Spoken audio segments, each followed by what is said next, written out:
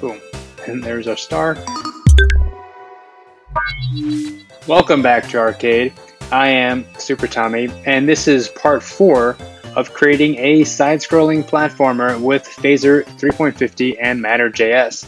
Now in the last video, we looked at using a state machine to better organize our character movement logic. So we have our penguin here, and penguin can walk left and right, jump, move in the air, land, and not jump while the penguin is in the air. So we use the state machine. This is a state machine we built a few weeks ago for state machine and TypeScript video. So check out last week's video for more information on that. Now in this video, we are going to add stars to collect so that our penguin has something to do other than just walk around. So we're going to add stars using tiled. So this is the same map editor, tile map editor, that we use to create this 2D world, where we laid out these ice platforms and this ground the penguin can walk on. We're going to use tiled and place stars visually in tiled and then load them in our game in our Phaser 3.50 code. So let's get started. First thing, I've added a star graphic to the public folder. If you've been following along, we've been using the Arcade Phaser 3 parcel template. You can get it at github.com/arcade. So let's go here. We have added this star PNG, which is just this star file, star image. So the first thing we want to do, let's close that, is to make it available to our game. So that means we need to load it in the preload of our game scene. So this is our game scene. Let's just add this .load image. We're going to key it to star. So that's the name of this image, calling it star. And it is located in assets star.png, which is right here, public assets star.png. So we don't see anything since we didn't actually add the star to our game world. Now, just to test that this works, I'm huge. Let's make myself smaller and into the corner. Let's just add a star basically right above the penguin. So let's see, this .add dot, let's do this .matter .add .sprite. So we're going to add a physics sprite here for our star. So our penguin is basically at X, Y. Let's say we subtract 50 to be above the penguin. And then this is the key. This is star. We named our star. And it's good. So let's say, boom. And there's our star. It is physically active. Let's say the physics body is interacting with the world. So we're going to actually make it static.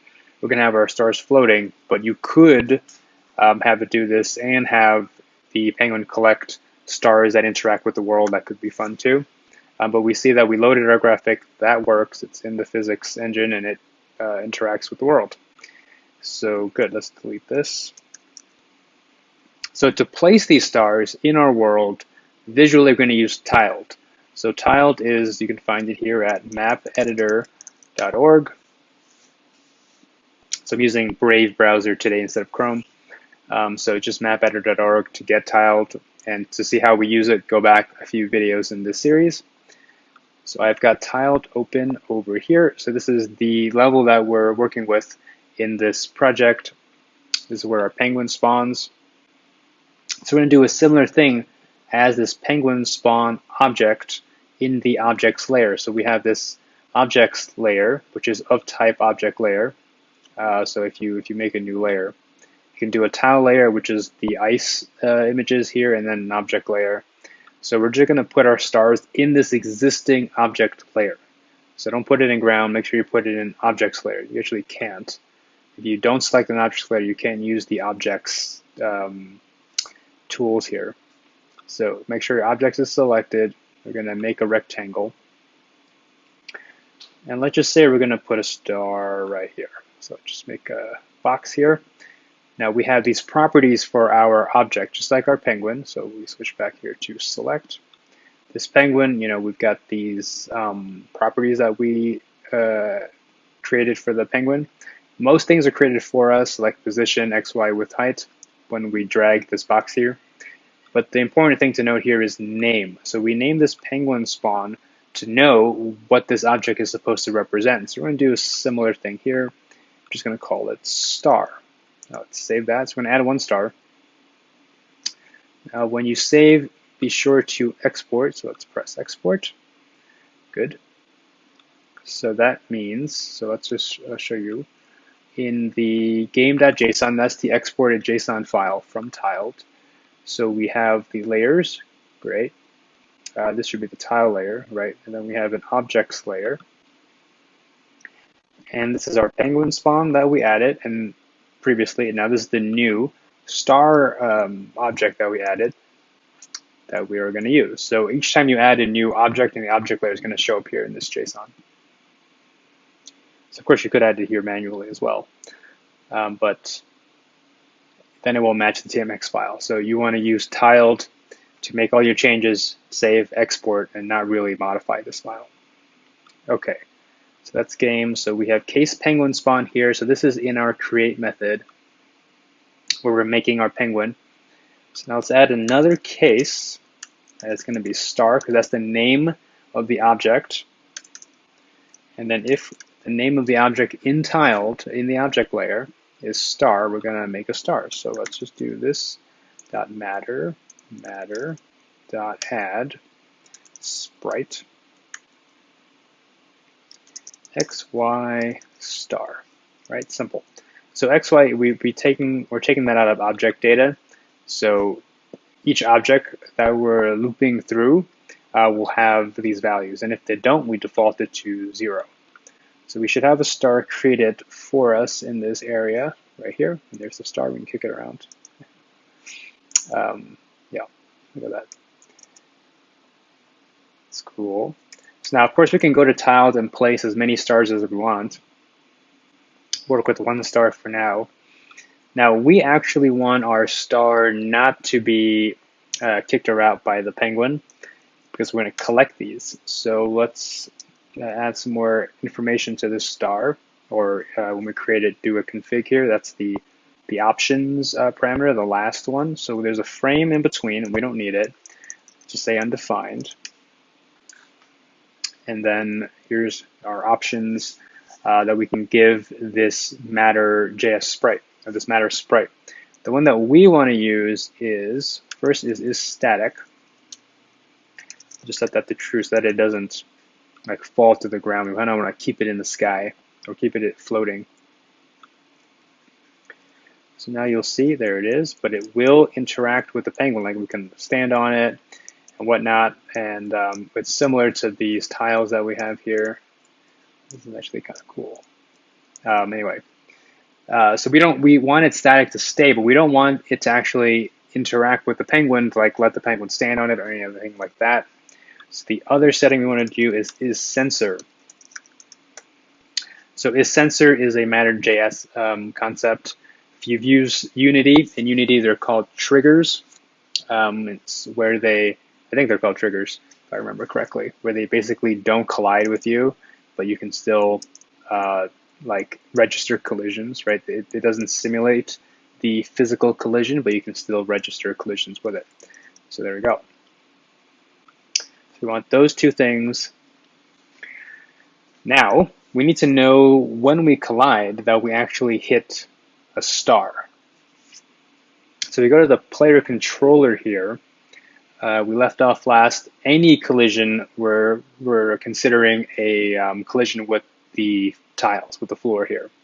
But that's no longer the case once we add stars. So we need to actually be able to differentiate between them. So real quick, what we're going to do in this differentiation is we know that the tile, the floor and these tile objects are of type matter tile body. And in this collision pair, this Matterjs I collision pair, we get 2 bodies, body A and body B. Now in this case, body A is the penguin, so we only care about body B. That's the body that we're colliding with. So it's going to be the tiles here or the star. Now, each body, and now it says, the typing here says Matterjs.body, but we get just as much information as body type. So if we cast the type to Matterjs.body type, we can then do, let's get the game object out of it. So body.gameObject, and it says, you can see here, it's of type any, and it could be undefined. So we also know that it is not, well, we know the type to be either a matter tile body or a matter sprite. So let's do that. So we can go if gameObject instance of phaser.physics.matter.tilebody, right? So that means this is a tile body that we've just collided with. We're going to do this logic to disallow double jumps. Just let you jump only after you've landed on the floor again. And return. And then next, in our current case, any other collisions, the game object will be a matter sprite. So what we can do is assume that it's a star, or we can add some data to our sprite when we make it so that we know for sure that it is a star. Let's come back to game.ts. So what we're going to do is give this a variable star.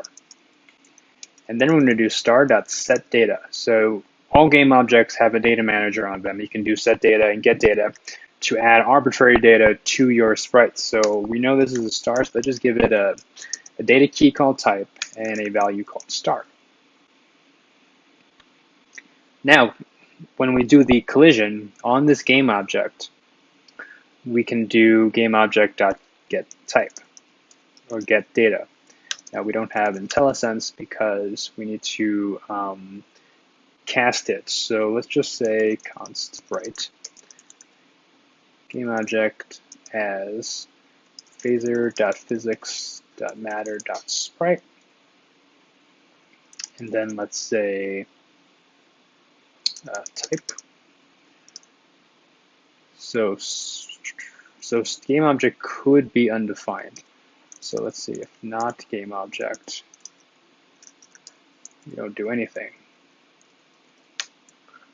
Okay, now back in type here, game object, nope, sprite dot get data type. Now as long as our game object has a type, it'll give us a value, otherwise it'll be undefined. So any is fine. Let's now do a switch so that we can switch and do something different depending on what the value of type is. So what we have set up is star. So real quick, let's just log collided with star. All right, so let's just review here. So in this set on collide for the player, for this penguin, body B is the other object that collided with it. Each body has a game object on it or not, so this could be undefined. So if it doesn't exist, we don't do anything. If that game object is a matter tile body, we perform our jump logic to disable double jumps, only be able to jump after you land if you've jumped. Then, if this is not the case, we get the type on our sprite and we added that type, if it has it, when we make the star in game.ts in the game scene right here. And if the type is star, we're going to just log out collided with star. Now we're going to do something different later. We're going to destroy the star we collected, but we'll see if our basic logic is working. So let's see. It is not. Oh no, it is. Collided with star. There we go. Missed it. So you got this log here, collided with star, collided with star. So each time we collide, there we go, boom. So it only happens after you've collided, and then you leave the collision and come back again. But in our case, we're actually gonna, the first time we collide, we're gonna do sprite.destroy to get rid of it because we already collected the star. Let's come here. Boom. There we go. Now we don't know that we collected a star. It looks like we collected a star, but we can't tell.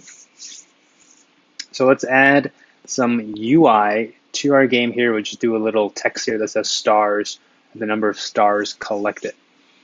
So let's go to our project here. In our scenes folder, let's make a UI.ts. You can call it UI scene or something else. We make a new scene, and we're going to run the scene at the same time as our game scene, and it'll only take care of UI, and in this case, one UI, which is the star count. So let's first import phaser from phaser, export default class UI, and extends phaser.scene, which is very similar to what we did a few videos back when we first started. We made our game scene. Now, just like then, we need to make sure we give our scene a key. Now, that's in here. Now, it could be a string, this config, or a settings config. So you can either give it just the key, or say explicitly in a config object that the key is UI. We'll just do this for this version. Nothing to preload, so let's just in the create method, we're going to add some text. So do this.add.text, and now text by default has its origin at 0, 0. So now how, all our sprites, this red dot on the penguin, if you can see it, that's like the origin of the penguin, which is in the middle of the penguin. But for text, the origin is going to be at the top left over here, unless we change it by doing set origin. Because it's top left, it's easy to align with the screen here. So we're going to just go 10, 10, and the text will just be stars 0 to start. Let's give it some config. Let's just say font size. Now, font size, I used to be able to pass in 32. The TypeScript typings have been fixed or improved in Phaser 3.50. Now we actually have to give it a string for that error to go away. So that's fine, 32 pixels, let's say.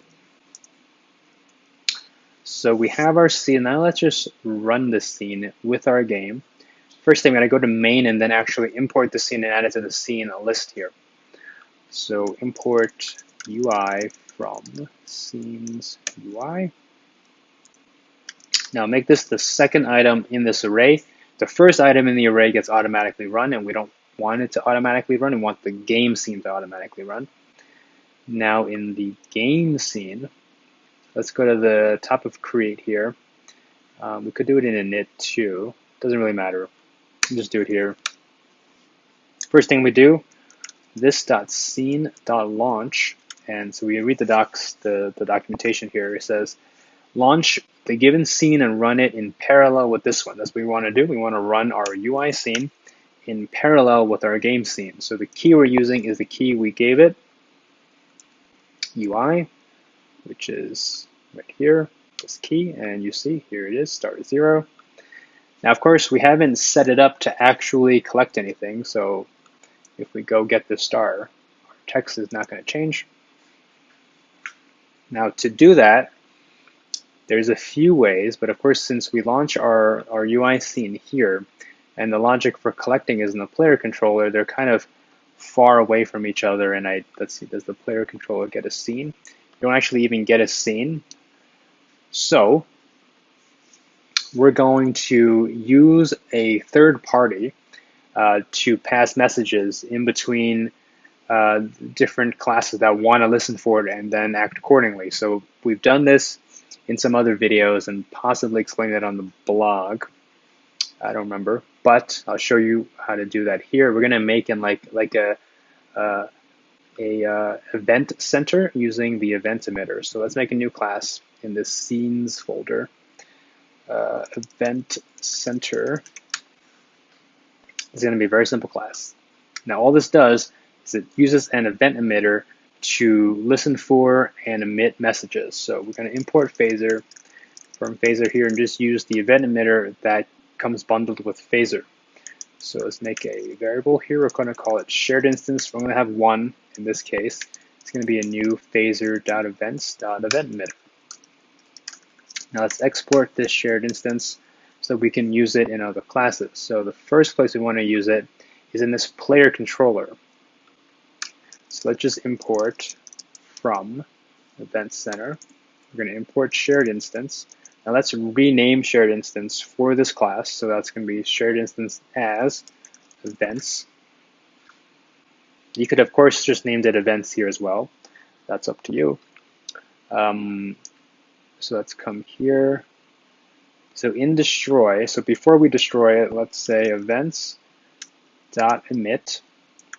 Let's say we emit a star collected event. All right. So then now whoever cares about this, and in our case this is the UI scene. The UI scene cares about it, so it can import the event center shared instance as events, and it can listen to it. So on star collected, or let's actually make this a class method. So private handle star collected. Then up here, this dot handle star collected context this, and then let's just log this star collected, and we'll just go UI star collected. Right. So now the UI scene doesn't need to know about the player controller or that anything is happening in the game. All it needs to know is when a star was collected, it needs to update its text label.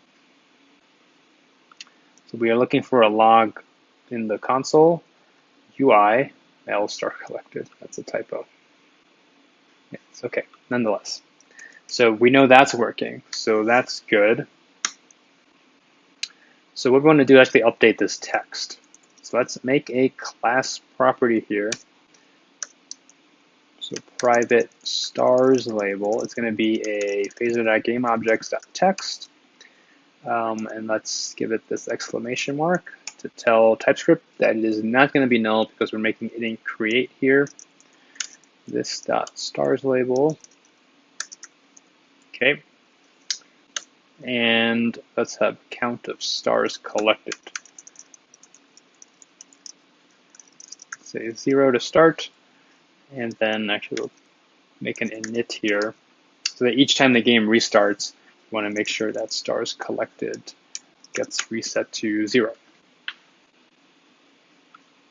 Then each time a star is collected, we increment by 1. So this is plus plus dot stars collected. We can also do plus equals 1 or plus plus.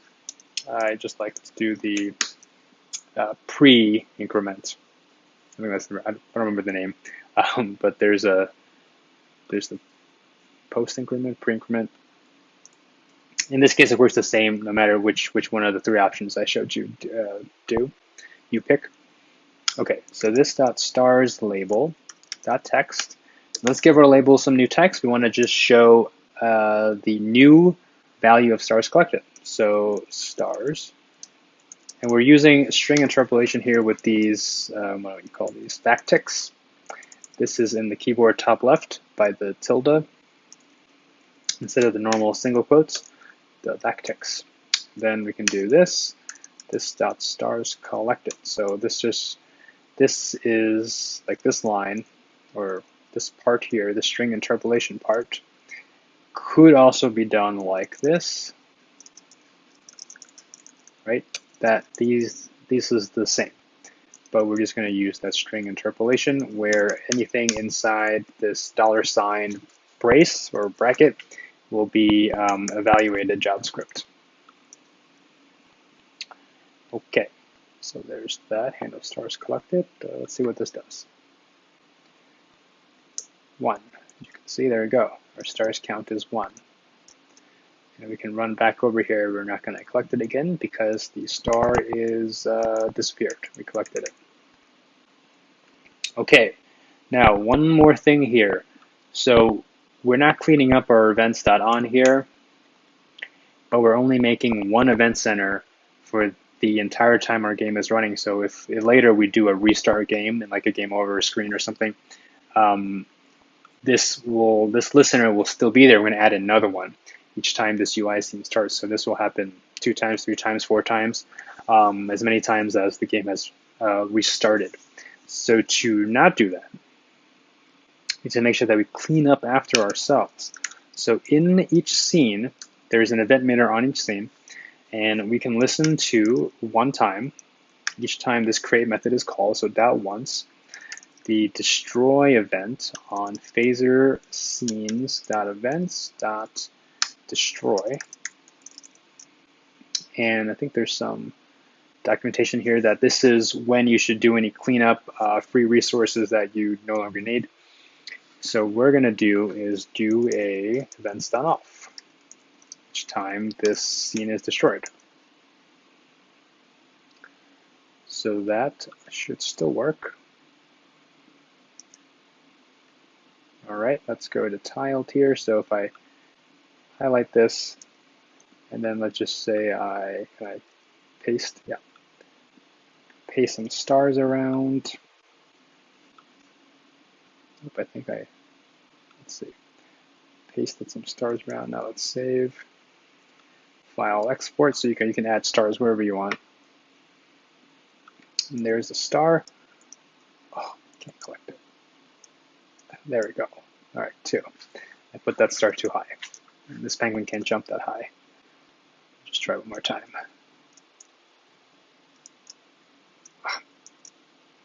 Nope, just out of reach.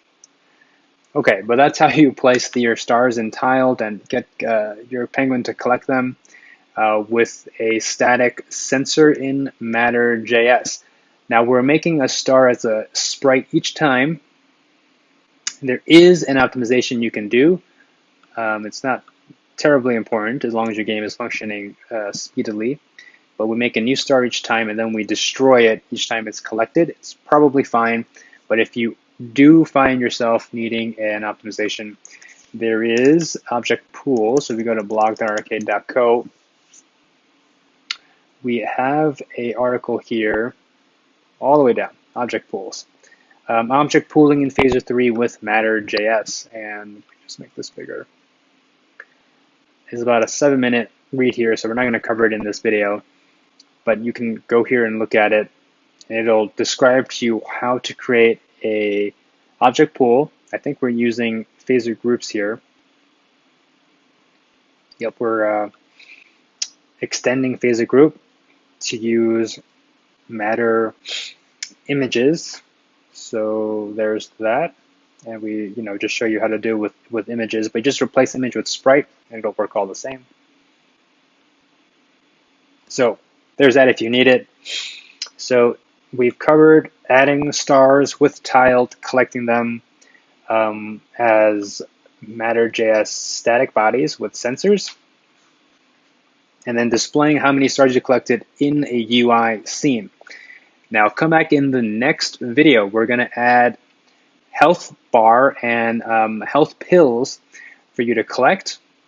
And then after that, we're going to add some enemies because there's nothing to do in this game right now other than collect stars. So come back for that video. If you enjoyed this video, do hit like, hit subscribe for more videos on making a side-scrolling platformer with Phaser 3.50.